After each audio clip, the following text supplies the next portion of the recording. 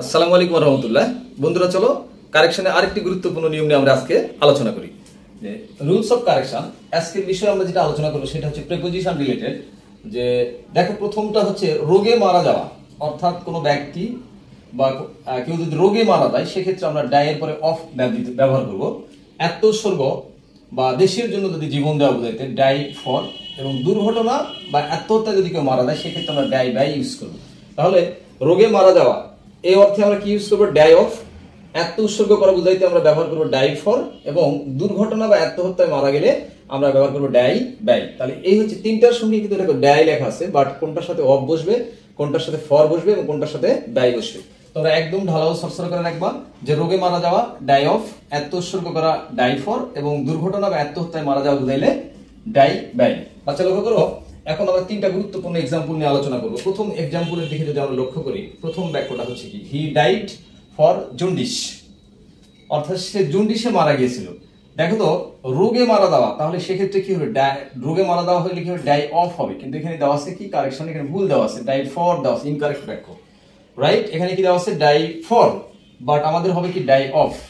সুতরাং আমরা এই ফরটা বাদ দিয়ে জাস্ট এখানে আমরা অফ লিখে দিলেই উত্তরটা সঠিক হয়ে যাবে। That is he died for jaundice, এটা ভুল বাক্য, ইনকারেক্ট বাক্য। কারেক্ট বাক্য হচ্ছে হি ডাইড অফ জন্ডিস।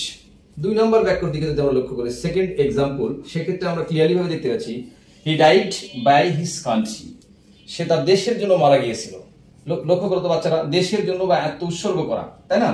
এত উৎসর্গ করা বা দেশের জন্য মারা দেওয়া বোঝাইলে ডাই ফর হবে। কি হবে? ডাই ফর। তাহলে এখানে দেওয়া আছে ইনকারেক্ট বাক্য, এই বাক্যটা ভুল বাক্য, এখানে দেওয়া আছে ডাইড বাই। তাহলে হবে কি, he died for his country, অর্থাৎ সে তার দেশের জন্য মারা গিয়েছিল। তাহলে এখানে ডাইয়ের পরে যে ডাইডের পরে যে বাই আছে, ডাইটা বাদ দিয়ে শুধুমাত্র ফর ইউজ করলে উত্তরটা হয়ে যায় বাচ্চারা।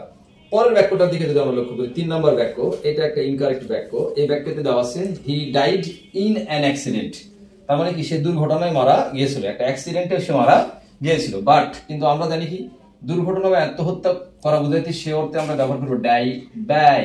কি ব্যবহার করবো? Die by. বাট এখানে দেওয়া আছে কি ডাই ইন, ডাইড ইন। তাহলে আমরা ইনটা বাদ দিয়ে, এটা একটা ইনকারেক্ট বাক্য, ইনটা বাদ দিয়ে আমরা এখানে শুধুমাত্র বাই ইউজ করলে বাক্যটা সঠিক হয়ে যায়। তার মানে আমরা এই তিনটা জিনিস মনে রাখবো।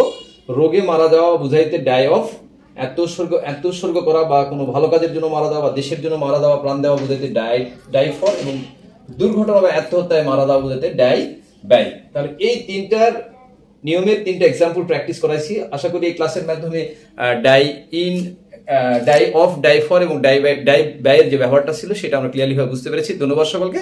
আল্লাহ হাফেজ।